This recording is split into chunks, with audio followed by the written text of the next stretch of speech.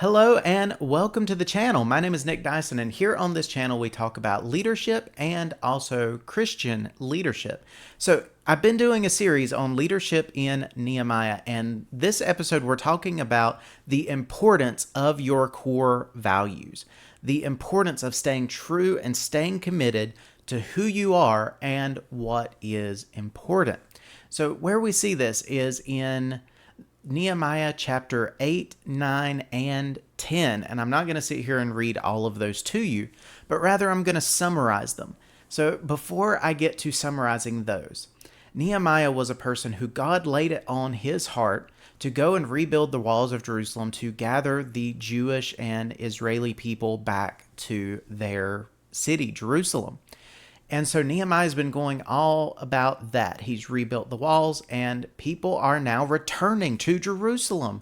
And we also see where Ezra, the prophet, is active at this time and is helping advise and helping to guide Nehemiah as they're reestablishing their people. So for Nehemiah, his core values is all about God and all about their faith. Same for Ezra in this situation. It's all about God, all about their faith. That is their core of who they are. So in these chapters, as we summarize them and look at them, in chapter number 8, Nehemiah and Ezra, they're gathering the people together. They're getting all the people to participate or be witness to what's happening. They're going to be entering into a covenant with God. But prior to all of that, first off, they have Ezra read the law, and that's found in chapter number 8. The end of chapter number 8, they observe the Feast of Tabernacles.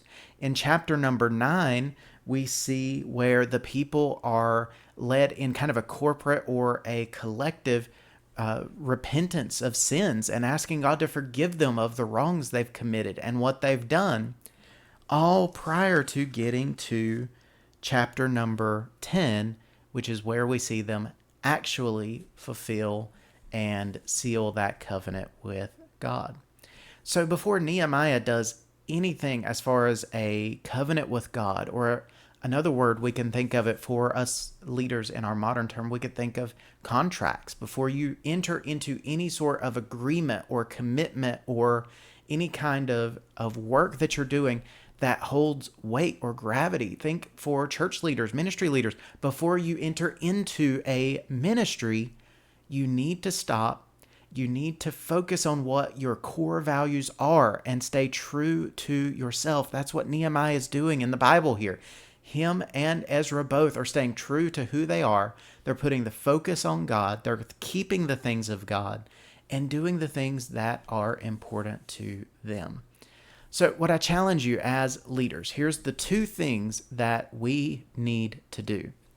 So first off is know your core values. You need to know what you stand for, what you believe, what you hold as important, and what you hold as the most important things that you do in your leadership.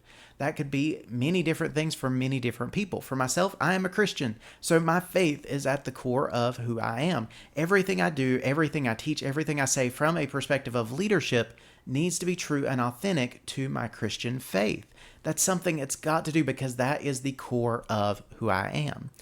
But along with that, you may have slightly different viewpoints to some extent, and I will acknowledge that, but stay true and consistent with who you are. Now, by core values, I'm not talking that you're completely off in another ideology and methodology. What I'm more talking about is you may be a person who you value relationships over something else. You could be somebody who values honesty and integrity, your core values to yourself, rather than building close relationships with a lot of people. There could be some different variations in how you go about your leadership, but be true to who you are as a leader.